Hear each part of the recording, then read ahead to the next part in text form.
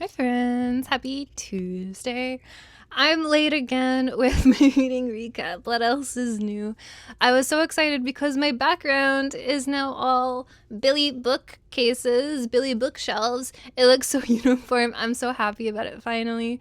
So I prioritized filming a book room tour over my reading recap. Sorry. I'm always late with these though. I don't know why. But moving along. Last week I read 7 volumes of manga, some English, some Japanese. I am working still on 2 English light novels and 1 Japanese light novel, but I'm not done them yet, so we're not going to talk about them today. Let's talk about all of the manga that I read. As always, I'm going to do my absolute best to not spoil anything and to just talk about my feelings about the series / volume that I read overall. And I'll ask you to do the same because there is one series that I kind of hesitate to talk about on here. I really, really enjoy it, but there's like 30 volumes, I think, published, and I'm on volume 5. And it's a really popular one, so whatever I just say the name, people will be like, actually, did you know everybody dies at the end? And I'm like, do I keep reading on if I know everybody dies at the end? Oh my goodness. That wasn't the actual spoiler, but I understand it's a beloved series and people really want to talk about it when they find other fans. I'm a big fan of this series, but please don't spoil it. Please, because I'm enjoying it. And I will save that one for last. My first read is Volume 1 of Magical Girl Dandelion. This one I really did enjoy, and I was actually kind of on the fence about whether or not I would enjoy it, just because I can't even remember the last time I read a magical girl story. Like when I was a kid, I really liked like Sailor Moon, Cardcaptor Sakura, Tokyo Mew Mew. I really liked those kinds of stories. When I was in high school, I liked Madoka Magica, but after that, I don't think I've read any that I liked, at least. Like I tried like Magical Girl Apocalypse. Could not get into that. And I think that's the last one I even tried. So I was a little bit hesitant to try this one, but quite a few of my online book friends really enjoyed it. They all recommended it to me. The physical for volume 1 came out and I figured I might as well try it. And I really did enjoy it. This is a very fun series. It is a dark fantasy series, which is probably why I was able to enjoy it as much as I did. There is a little bit of what I thought it was funny. So like dark comedy sprouted throughout. This series is about a 16-year-old girl named Tampopo who all she wants to be is a magical girl. And her best friend, who just so happens to be a fiend or a villain. So typically they're meant to be fighting each other, but here they're best friends. And I like those kinds of stories. And it's just really fun. So we see Tampopo eventually awaken as a magical girl, and she's so excited, and all she wants to do is fight alongside her best friend, because even though he's a fiend, he's a good fiend. He helps protect people from other evil fiends. You know, he's a good guy, even though he's technically bad. But he understands being a magical girl is very, very dangerous. He doesn't want his best friend to have to face those dangers. So even after she awakens as a magical girl, he does everything in his power to force her to be fired from the job. So we watch the two of them as they struggle together in like for opposite goals, complete opposite goals. And we watch as will their friendship be able to outlast this kind of awkward time in both of their lives. This was very fun. There are quite a few twists and turns throughout even just this volume. I loved them all. I think Shade, the name of the villain fiend, really stole the show. Even though Tampopo is cute, I think he is by far the shining star of the series, at least in volume 1. I liked him the most. And I'm just really excited to continue reading on.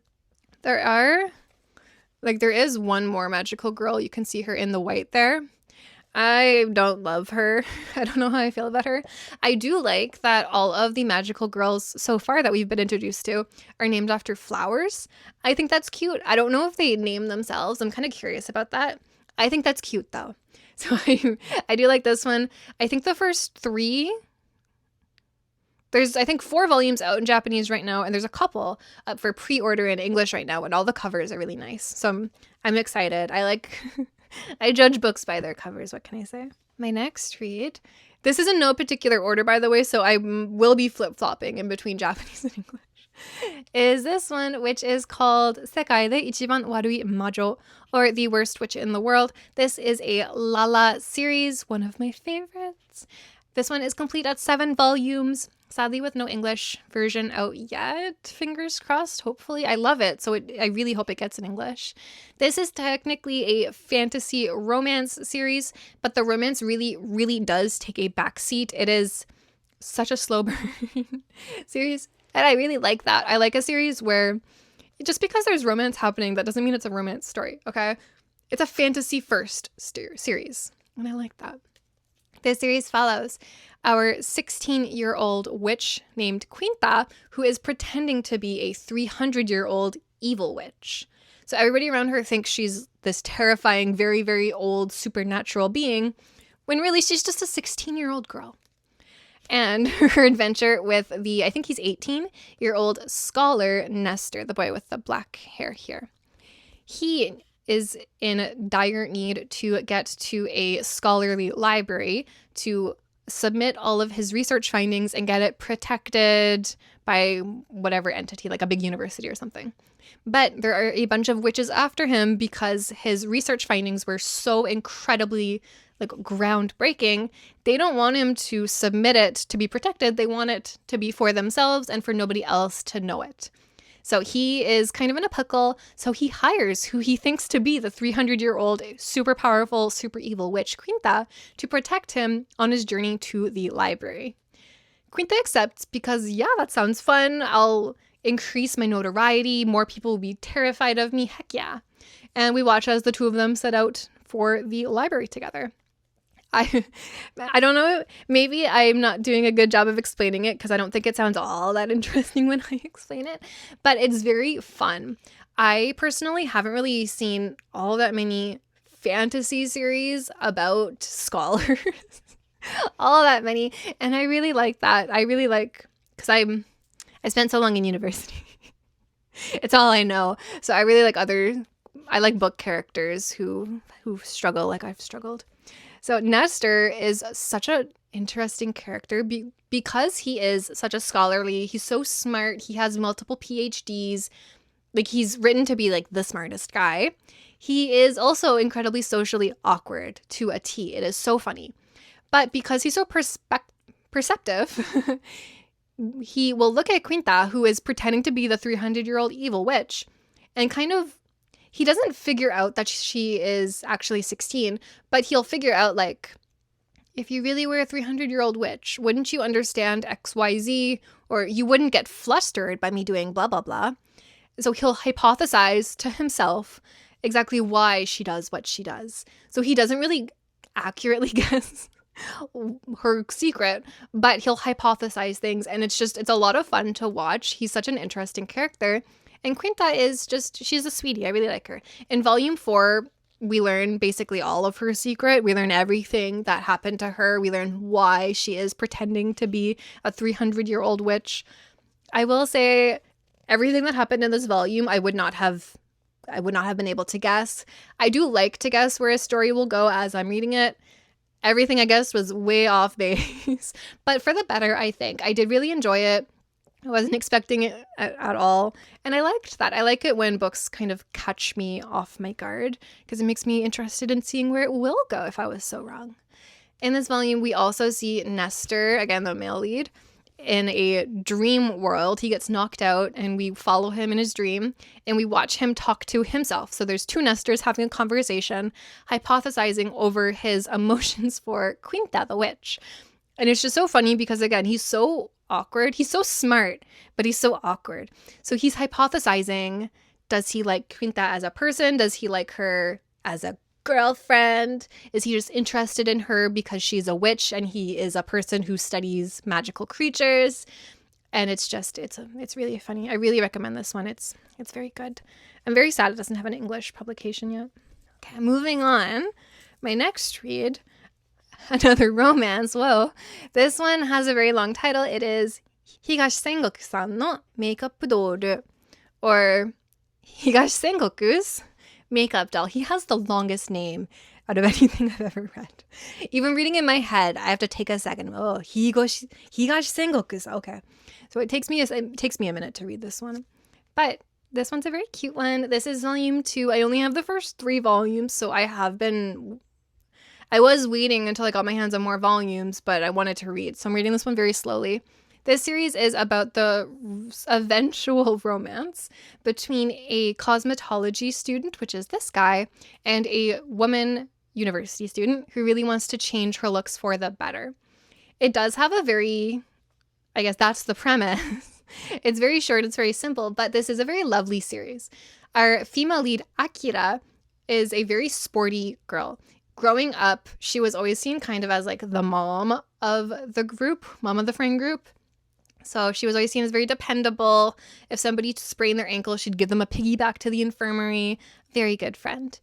But because she was always so sporty, she never really focused on practicing things like makeup, fashion, color theology. She never looked at any of that. Now that she's in university, though, she really wants to change for the better. She wants to be seen as a girl, not just a person. She wants people to look at her and think, wow, she's pretty.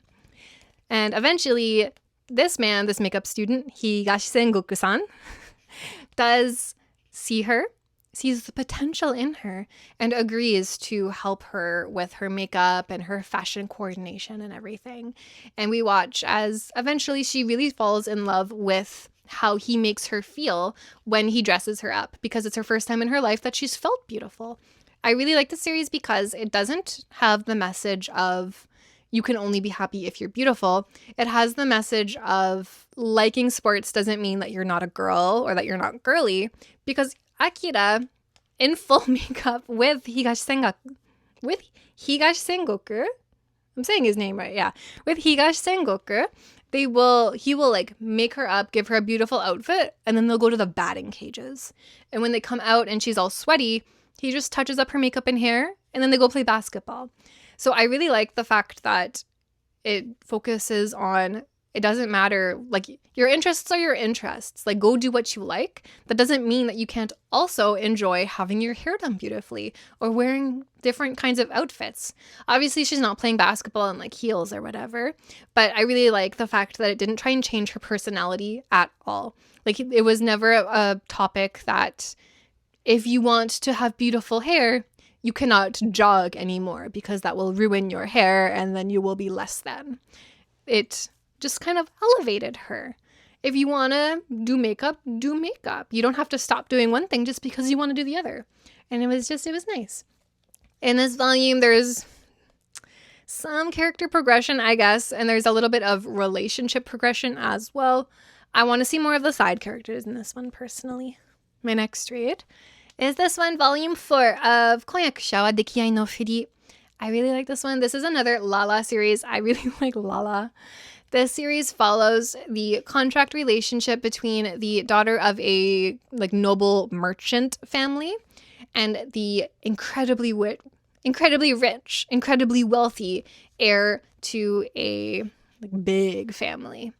And they need to be in a contract relationship because both of them require a fiance to help them navigate their difficult times right now. They both have their own secrets. He has a lot more secrets than she does, and she kind of wears her heart on her sleeve. So even though she is technically keeping secrets from him, he knows most of the secrets. She's not good at hiding things. I really like this series. Our female lead, Rachel, is depicted as being incredibly competent at everything except for romance. So she's been having difficulties finding anything, like a boyfriend, a fiance, anything. She's been having so many difficulties because she doesn't understand romance, the poor girl. So eventually when she meets this man who also needs a fake fiance, they get together. Slowly, obviously in this type of series, they do begin developing some sort of feeling for each other, but this one is also very much a slow burn. In this volume, we see him starting to feel some sort of jealousy towards her, which I really liked, but there was no relationship progression at all, sadly. The plot is moving forward. It is a very interesting plot. So this is another one. The romance is kind of in the background, even though you wouldn't think it is. This one is more so a political drama series.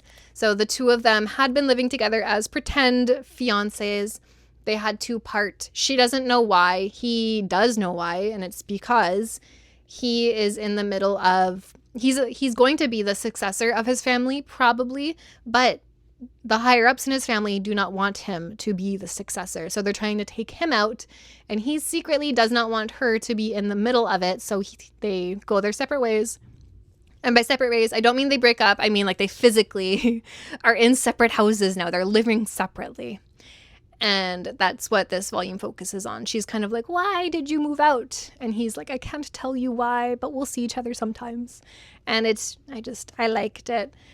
I don't think she's really grasped the fact that she has actual feelings for him, and he's trying to come to terms with whether or not he likes her. It's very slow burn. I was getting a tiny bit frustrated with just how slow burn it is, but then it'll grace me with like the tiniest bit of, oh, he's jealous. I'm like, okay, I can wait. I'm satiated. Okay, my next read is this one, which is The Fragrant Flower Blooms with Dignity. This one is such a long title. I actually read this volume board from the library years ago, a long time ago, but volume 1 was gifted to me. Yay. So I did another reread. I really like this series. I'm a huge fan of delinquent romances. I don't care about the anime, I'm not gonna lie. I'm a manga girly. So I was really excited to be able to reread this one, and with all the hype from the anime, it did remind me, oh yeah, this series exists. I should read it. So I'm very glad this was gifted to me so that I was able to read it. I do like this one. This is one of the few shounen romances that I actually genuinely enjoy. There aren't all that many shounen romances I enjoy. Also, this is shounen. A lot of people think this one is shoujo, but it's not. This one is tailored for a younger male audience, but that doesn't mean I can't like it, because I do like it. This one's a very good one. This is a delinquent romance between two high school students at rival high schools, and they have to cope with all of the social barriers that affect them. She is a student who goes to a prestigious girls' high school that typically you would pay to get into, but she got in on merit and good grades. And he goes to the kind of delinquent school next door where academics really don't matter all that much to the students. So girls from her school kind of hate his school, and then boys from his school kind of are like, if you hate me, I hate you more. And we watch the two of them together. They meet because she goes to his family's bakery, patissier? I don't know how to say that word. And they develop a friendship through there. It's really cute.